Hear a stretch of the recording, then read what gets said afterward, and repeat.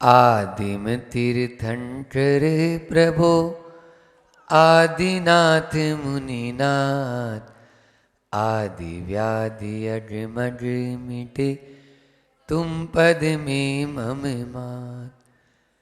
चरण शरण है आपके तारण तरण जिहाद, भवदधि तट तट ले चलो करुणा कर जिन राज। बावन रजा के बड़े बाबा आदिम तीर्थंकर आदिनाथ भगवान की परम उपकारी संत शिरोमणि आचार्य गुरुवर विद्यासागर जी महामुनि राज की, पूज्य मुनि श्री 108 दुर्लभ सागर जी महाराज की। प्रकृति का ये नियम है कि कितनी भी काली अंधियारी रात हो, प्रभात जरूर होता है। रात लंबी हो सकती है लेकिन शाश्वत नहीं, हारने की जरूरत नहीं है, क्योंकि रात होती ही इसीलिए है। लेकिन रात के बाद सूरज उगेगा और प्रभात होती है। प्रकृति में भी जिस समय चारों ओर हाहाकार मचाता और सब तरफ काली आंधियां दुर्गुणों की दुर्बलताओं की चल रही थी, उस समय एक ऐसे शख्सियत का जन्म हुआ जिन्हें हम सब भगवान महावीर स्वामी कहते हैं। और उन भगवान महावीर स्वामी का जन्म उस समय बहुत विषमताएं और विपरीतताएं थी। धर्म के नाम पर केवल मात्र पाखंड और पापाचार शेष रह गया था। जो धर्म गुरु होते थे वो भी इसी तरह के केवल पाखंडों में ही लिप्त रहते थे। लेकिन भगवान महावीर स्वामी ने उस धर्म तीर्थ का पुनः स्थापना और प्रवर्तन करने के लिए इस धरती पर जन्म लिया। ऐसे भगवान महावीर स्वामी के बारे में दीपावली के बाद एक सीरीज जैसी चल रही है।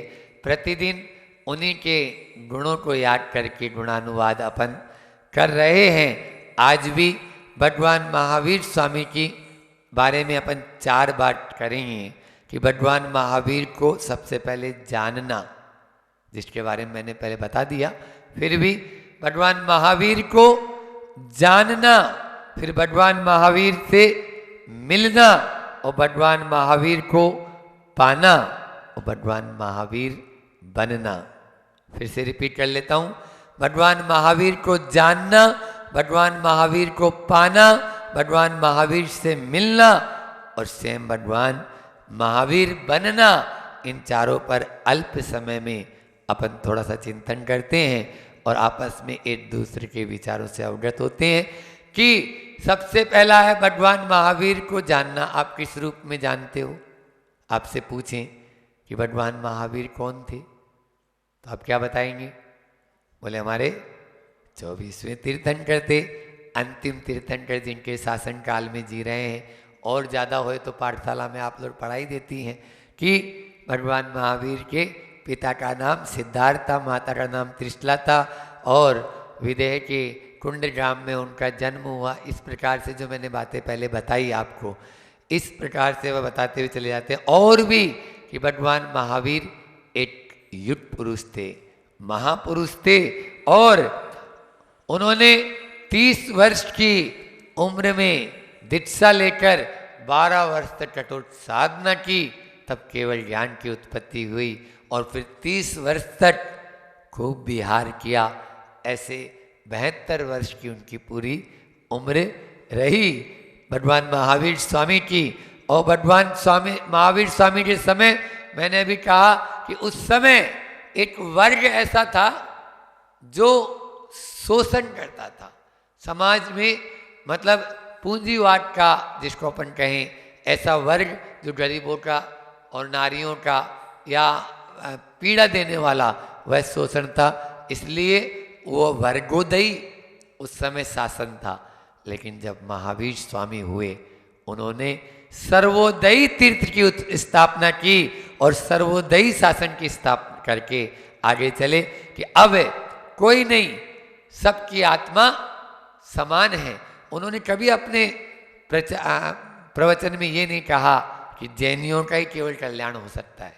आपने देखा होगा वो तो हमेशा सर्व जना नाम, मतलब जीवा नाम, अपने यहाँ उमा स्वामी महाराज जी ने भी कहा है, परस्परोपद्रहो जैना नाम।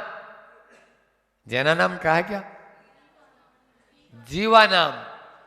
केवल जैनियों का ही उद्धार होगा ऐसा हमारा धर्म नहीं कहता। हाँ, बस जिसका उद्धार होगा वो जरूर जैन होगा।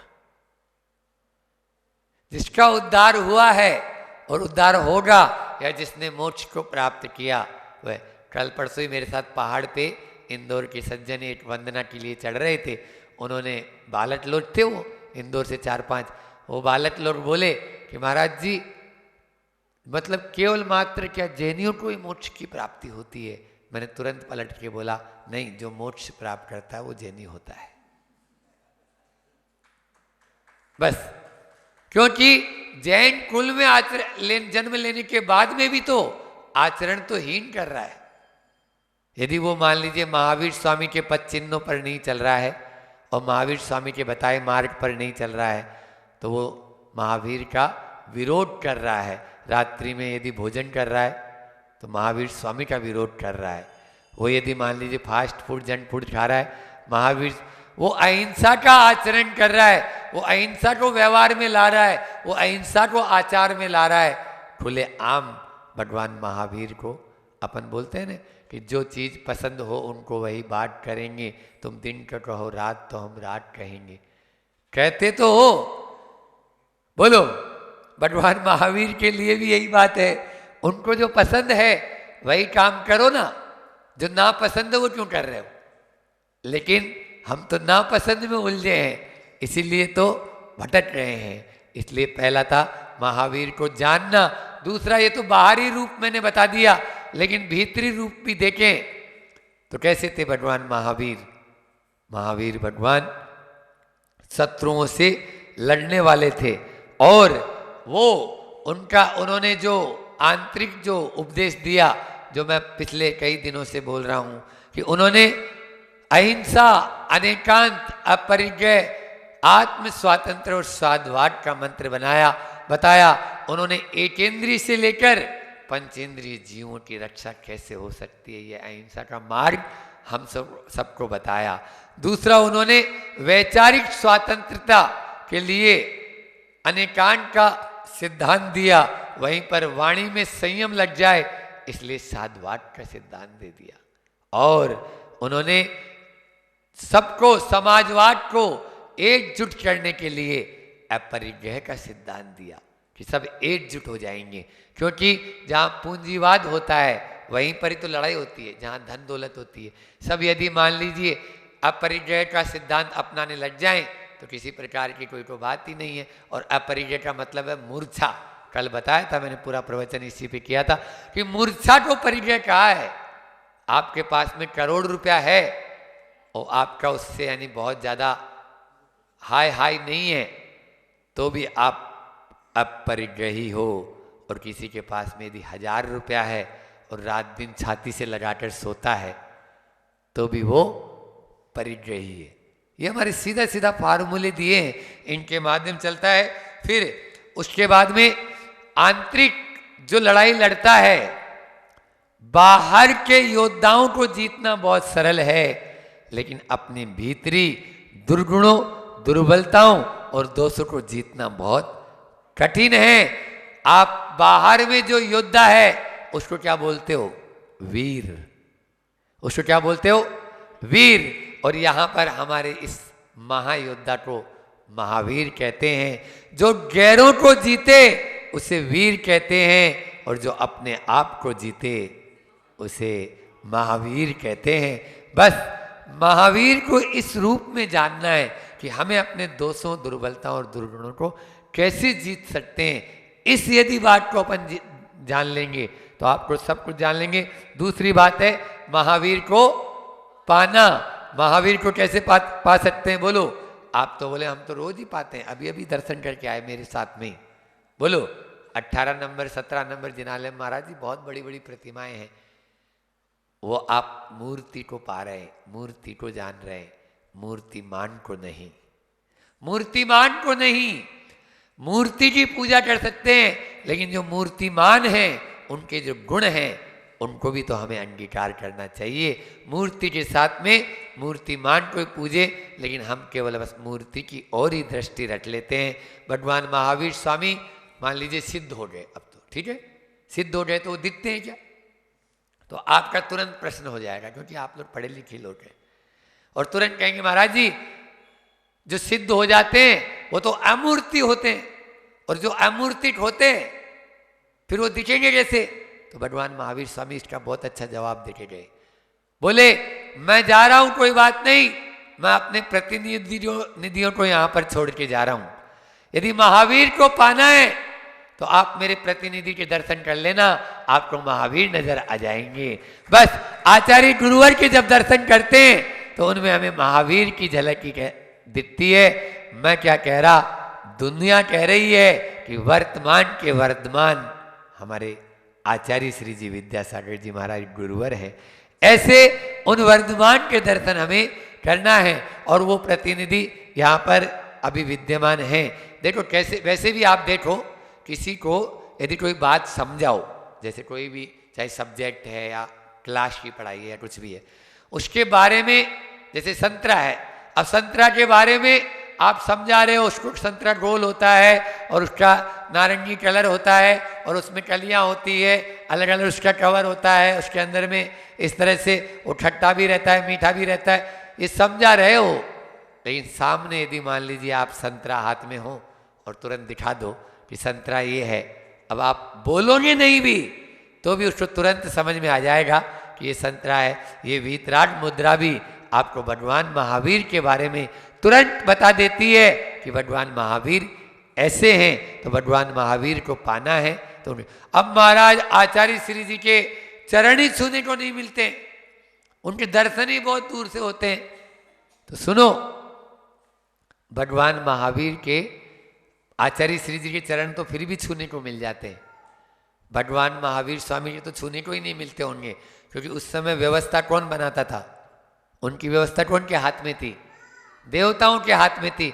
उनकी सिक्योरिटी तो और तगड़ी है आचार्य श्री जी से भी, इसलिए। और वैसे भी महापुरुषों के चरण नहीं, उनके आचरण को छुओ, अपना आप में भगवान महावीर दिखने लगेंगे। इसलिए हमें चरण नहीं आचरण को छूना है। और कहा है कि अर्जुन बन जाओ, ये सौभाग्य है। क्या बोला? अर्जुन बन जाओ, ये सौभाग्य है। और कदाचित अर्जुन यदि नहीं बन पाओ तो एकलव्य बन जाओ, अपना आप ही आपको द्रोणाचार्य बोलेंगे नहीं ये मेरा ही शिष्य है, और कहना पड़ेगा। इस प्रकार से अपन को तीसरी बात है महावीर से मिलना, महावीर को जानना, महावीर को पाना और महावीर से मिलना। अब महावीर से कैसे मिलेंगे आप बोलो? जब उनके गुणों को धारण कर लेंगे तो आप उनको अपना आप ही मिलने लग जाएंगे। आप उनको मिलने के लिए जरूर उनके पास में उनके गुणों के लिए पागल हो जाओ। हाँ देखो, जब तक आपके बीच में, आप लोग पूजा में अभी पढ़ते हो ना, तुम बिन मैं व्याकुल भयो, बोलो। थोड़ा सा यदि पूजा में लेट हो जाए तो ऐसी स्थिति रहती है आपकी। बोले महाराज जी वो घर पे बहुत सारे काम होते हैं, और अभी देखो हम इसलिए तो अब इधर उधर की व्याकुलता, तुम बिन में व्याकुल भयो जैसे जल बिन मीन, बोलते तो है लेकिन वो प्रवचन सुनते सुनते ही बाहर का ध्यान आ जाता है। अब टाइम तो हो ही गया है, अब फिर महाराज जी भी आने वाले होंगे ना, अब वस्त्र भी बदलना है महाराज जी फिर वो, इसलिए। तो इस प्रकार से तो तुम बिन में व्याकुल भयो जैसे जल बिन मीन। हाँ, जैसे जल बिन मीन नहीं, जैसे दुकानदारी हमारी टूट रही है उसको भी तो छूट रही है, उसका भी ध्यान रहता है। लेकिन जब तक हम भीतर में देखो भगवान से मिलना है तो ऐसी ही परिणति आपको एक में एक होना है।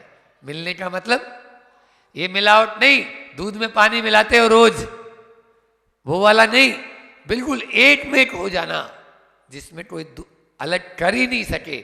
दूध से पानी तो फिर भी अलग हो जाएगा, लेकिन भट्ट और भगवान का मिलना, ऐसा मिलना जैसा 48 दिन के भट्टामर में मैंने रोज बताया कि किस प्रकार से हम भक्त का भगवान के साथ में, अरे भगवान की भक्ति करो, बादलों की तरह भगवान की कृपा भी बरसेगी, बादलों की तरह भगवान की कृपा भी बरसेगी बादलों की तरह। इसलिए पागल हो जाते हैं, दीवाने हो जाते हैं। और दूसरी बात एक और मैंने कहा कि उनको जो पसंद है वही बात करेंगे, बस जो मैंने बताया था। जो उनको पसंद नहीं वो कोई भी काम हम नहीं करेंगे, तभी तो भगवान को पा पाएंगे, अन्यथा कैसे पाएंगे। तो भगवान को पाने के लिए आप सबसे पहले उनकी पसंद का भी ध्यान करना है, और भगवान से मिलने के लिए भी। और श्वास श्वास पर भगवान को बसा लो। आप लोग भजन में गाते हो कि रोम रोम से निकले जिनवर नाम तुम्हारा। इसलिए हम जब कभी भी सोते बैठते उठते खाते पीते, केवल मात्र मंदिर में ही होता क्या है, हम मंदिर में तो भगवान को याद कर लेते हैं, मंदिर में तो भगवान से मिल लेते हैं, और घर जाके सब भूल जाते हैं। बोलो, थोड़ी सी बात हो गई, गुस्सा आ गया, आता है नहीं आता है।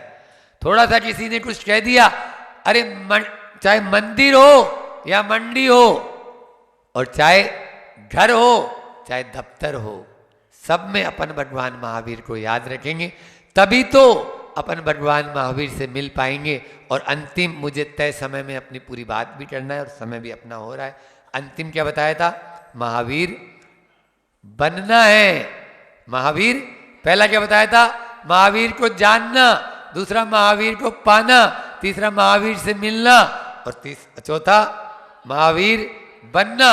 महावीर बनने के लिए जो उन्होंने मार्ग बताया है, कुछ नहीं करना है, कमर पर बेल्ट बांधो और कूद जाओ। कल शाम को मूठ माटी में बहुत अच्छी बात आई थी, इन्होंने बताया था आप लोग। मूठ माटी में क्या था, यही था कि अपन को यदि भगवान महावीर बनना है, या स्वयं को मुनि महाराज बनना है, या स्वयं को तो एक सैनिक, ये बताओ जो रणांगन में योद्धा जा रहा है, क्या कोई योद्धा पीछे की चिंता करता है? बोलो, अरे मेरी पत्नी ऐसी होगी, हाँ संदेश से आते हैं हमें तड़पाते हैं, फिर वो घर कब आओगे, बोलो ना, चिट्ठी आती है।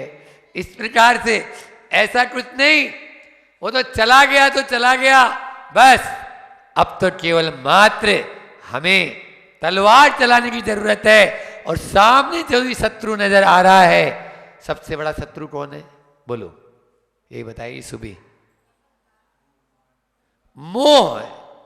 8 कर्म होते हैं ना, 8 कर्मों में सबसे प्रबल शत्रु कौन? बस मोह राजा को मार गिराओ, आप भी महावीर बनते देर नहीं लगेगी। यदि महावीर बनना है तो सबसे पहले मोह पर विजय प्राप्त करना होगा। इसलिए वीतरागता के मैदान में उतरकर महावीर स्वामी की तरह योद्धा बनकर हमें भी उन कर्मों पर प्रहार करना होगा, तभी तो हम जीत पाएंगे, अन्यथा नहीं बन पाएंगे। लेकिन मेरा ये कहना है कि महावीर जब बनेंगे तब बनेंगे, अभी कम से कम महावीर के सच्चे अनुयायी तो बन जाओ। आचार्य श्री जी बार बार कहते हैं, गुरुजी साधु नहीं, कम से कम श्रावक ही बन जाओ, अच्छे श्रावक बन जाओ, साधु की जरूरत नहीं। आप अभी जिस राह पे जा रहे हो, जो दोस्त दुर्बल दुर्गुणों की जो राह है, उसको बदल दें और हम अच्छी सच्ची राह पकड़ लें तो 1 तारीख से 8 तारीख तक पूर्ण उत्साह और उमंग के साथ में सिद्धोदय से पावन क्षेत्र पर सिद्ध चक्र महामंडल विधान, वो भी हिंदी वाला नहीं, मूल संस्कृत वाला सिद्ध चक्र महामंडल विधान यहाँ पर होने जा रहा है। मैं तो बागीदोरा वाले भी सब खड़े हैं यहाँ पर, सबसे बोल के भी गए, यहाँ पे नाम भी लिखा के गए इंद्रजीत जी को। तो बागीदोरा है, चाहे खांदू कॉलोनी है, चाहे प्रतापपुरा है, चाहे बांसवाड़ा है, चाहे अर्थुना है, सब आप उस विधान में शामिल हो और एक एक दिन एक एक गांव से लोग आ जाएं। 8 दिन का समय नहीं हो कोई बात नहीं, लेकिन एक एक दिन का समय लेकर तो आप अवश्य ही यहाँ पर उपस्थित हो सकते हैं।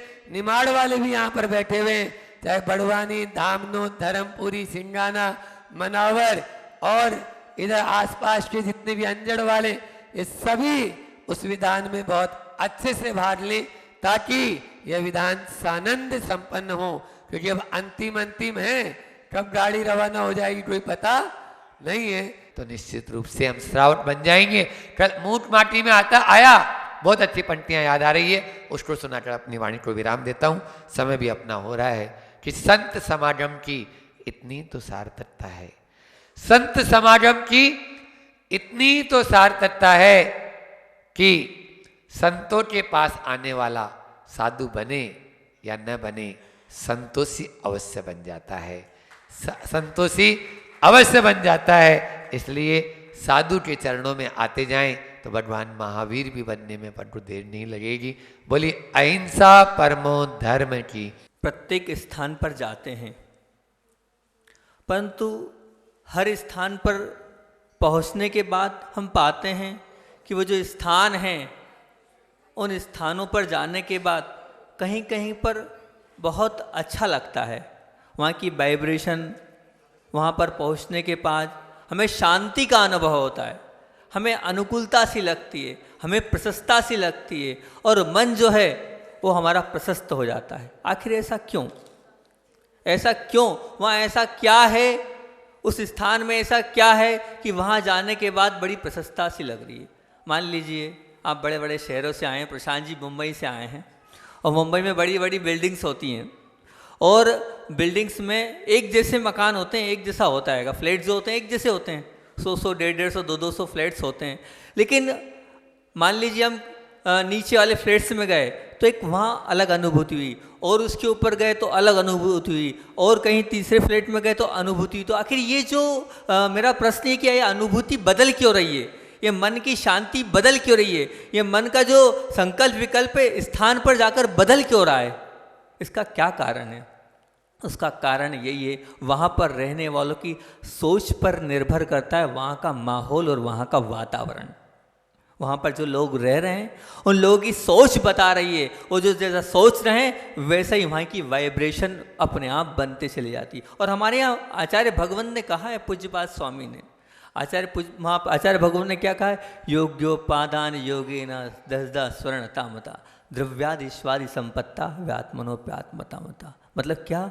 वो जो पाषाण है वो भी स्वर्णता को प्राप्त हो जाता है निमित्त और उपादान के माध्यम से। द्रव्य, क्षेत्र, काल, भाव और भाव, ये 5 चीज़ें ऐसी हैं, इनके माध्यम से सब परिवर्तित हो जाता है। मतलब कि जिस स्थान पर आप जा रहे हैं उस स्थान को भी आप बदलने की ताकत आपके अंदर है, आपके विचारों के, आपके सोच के माध्यम से।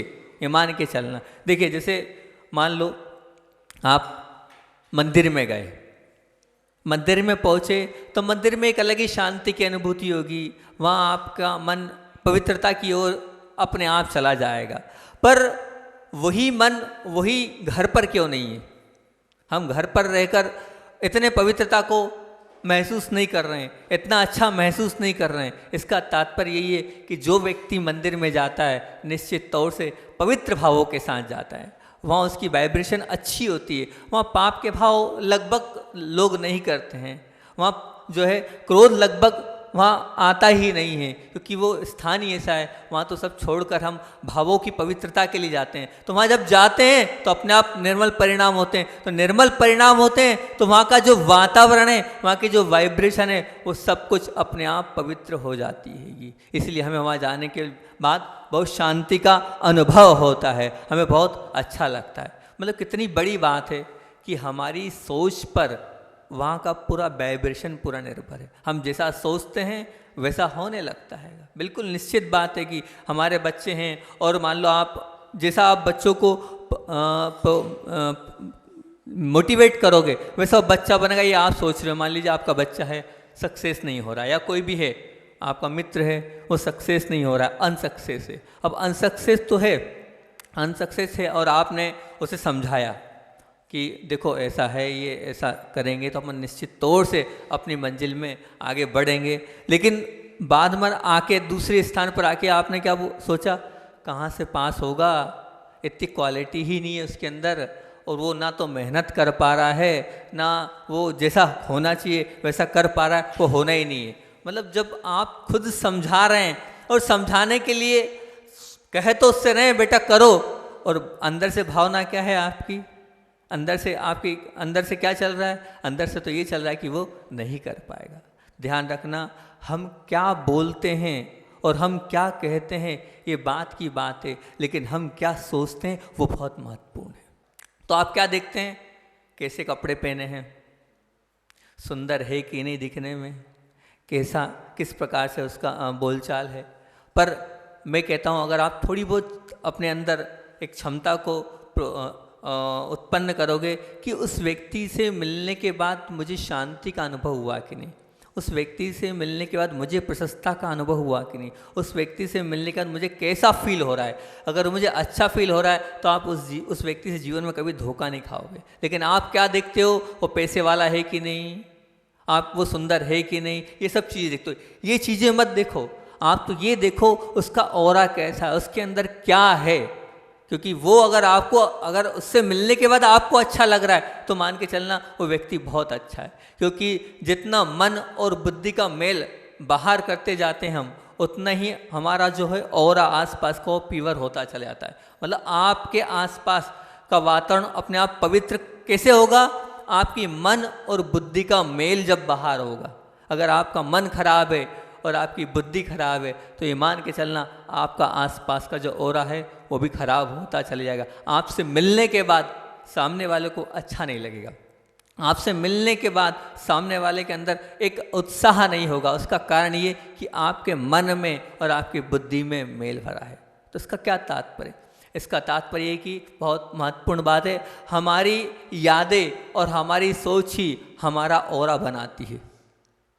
हमारी यादें और हमारी सोच ही ऑरा बनाती है। अगर हमारे मन में द्वेष भाव भरा है, ऐसी यादें भरी हैं, तो निश्चित मान के चलना कि हमारे ऑरा भी वो बहुत छोटा और बहुत काला होगा। उसमें आने वालों को संतुष्टि और प्रसन्नता का अनुभव नहीं होने वाला है। हमारी सोच अगर ठीक नहीं है तो निश्चित ये मान के चलना कि हमारा ऑरा बहुत ही खराब हो। आचार्य भगवान का कुछ आखिर ऐसा क्या है कि हर व्यक्ति आचार्य भगवान को देखकर प्रसन्न होता है, उनके पास जाने के लिए ललायित होता है, उनके चरण छूने के लिए बिल्कुल मरता है। उसका क्या कारण है, उसका यही कारण कि उनका ऑरा बहुत पावरफुल है। वो सबके लिए भला सोचते हैं, उनकी यादें पुरानी भी अच्छी है और आगे के लिए भी अच्छी है। तो वो सोच के कारण उनका ऑरा बहुत पवित्र है, बहुत अच्छा है। लेकिन हमारे अंदर बहुत सारी गंदगी भरी है, उस गंदगी कारण हमारे पास आता तो है व्यक्तित्व, लेकिन संतुष्ट और शायद प्रसन्न नहीं होता है।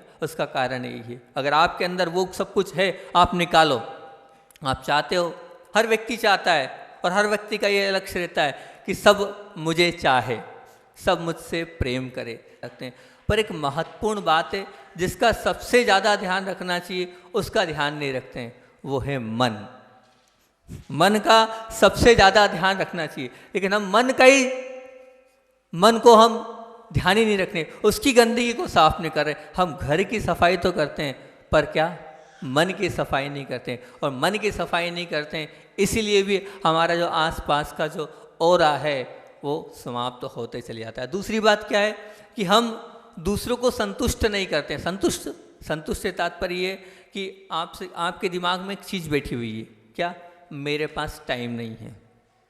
क्या है, मेरे पास टाइम नहीं है। इस धुन को आपने जीवन में सब कुछ बना लिया। आप टाइम देना नहीं चाहते, लेकिन आप टाइम देना नहीं, आप चाहोगे तो टाइम निकलेगा। आप चाहो तो सही टाइम निकालना, तब तो निकलेगा। लेकिन आपने एक ये बना लिया है, क्या बना लिया है कि मेरे पास टाइम नहीं है। और उस टाइम नहीं होने के चक्कर में आप बहुत सारी ऐसे आसपास के लोगों को नाखुश कर देते हो, तो उनकी दुर्भावनाएं भी आपके लिए आती है और उसके कारण भी आपका अपने आप बुरा होता चले जाए। आज हम बहुत सारी बीमारियों के ग्रसित हैं, उसका कारण ही यही है कल ही चर्चा चल रही थी कि नींद नहीं आती है, इस पे चर्चा चल रही। तो मैंने यही कहा था कि शरीर को हम क्या करते हैं, शरीर को सुलाते नहीं है। मतलब क्या, शरीर सोता जरूर है, शरीर रात को सोता जरूर है, लेकिन वो सिर्फ सोता है, नींद नहीं आती है। उसका क्या कारण है? अगर मान लो 5 अच्छे घंटे आप सो गए ना, तो आपको कभी भी ऑफिस में, कभी भी आपके दुकान में, कभी भी किसी काम में नींद नहीं आएगी। इससे ज़्यादा आवश्यकता नहीं है शरीर को सोने की। क्यों नींद आ रही है? क्योंकि आपने वहाँ सोए तो थे, लेकिन आप नींद नहीं है आपकी। और उसका कारण ये है कि आप जब सोते हैं तो सोने के पहले इतनी गंदगी अपने दिमाग में भर लेते हैं। वो मोबाइल सोने के पहले देखते हैं, वो सबसे बड़ी गंदगी है। टीवी सीरियल्स, न्यूज़, ये सब देखकर सोते हैं। अब वो सब गंदगी देखकर सोते हैं, तो अब वो जो नींद आएगी कहाँ से? आपने खुद ने आपके खुद के दिमाग को आपने इतना खराब कर लिया है। वो जब भोजन बनाती है ना, तब उन पर नाराज मत होना, तब उन पर गुस्सा मत करना, तब उन पर किसी पर ऐसा व्यवहार मत करना कि उनके अंदर कषाय भड़के या उनका आद्रोत परिणाम हो। क्यों? क्योंकि अगर मान लो वो जब भोजन बना रही हैं, और जब वो भोजन बना रही है और आपने उनके लिए ऐसा कोई व्यवहार कर दिया है, तो वो कषाय है, उस कषाय से वो चम्मच चल रही है और वो कढ़ाई चल रही है, वो रोटी बन रही है। अब वो जो कषाय के भाव हैं उस भोजन में समाहित हो रहे हैं, और जब वो भोजन में समाहित होंगे तो ये मान के चलना कि उस भोजन के जैसा खाए अन्न वैसा होए मन। आप लोग जानते ही है। अब वो कषाय से युक्त गुस्से से, क्रोध परिणाम से, द्वेष परिणाम से वो भोजन बना है। उस द्वेष परिणाम से वाले भोजन को आप करोगे तो आपके परिणाम तो खराब होने ही हैं और होंगे ही, उसमें कुछ है ही नहीं।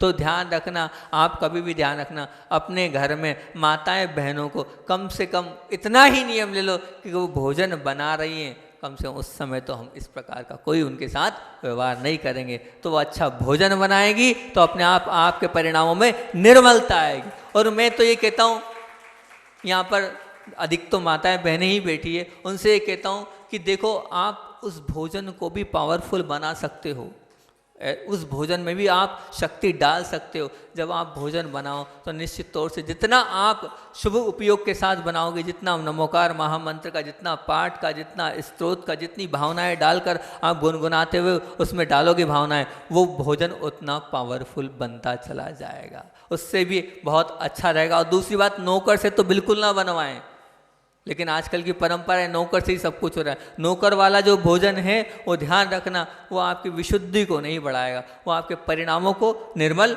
नहीं करेगा, वो आपको ऊंचा नहीं उठाएगा। आचार्य भगवान का एक संस्मरण हम प्रतिदिन एक ना एक संस्मरण सुनाते आए हैं।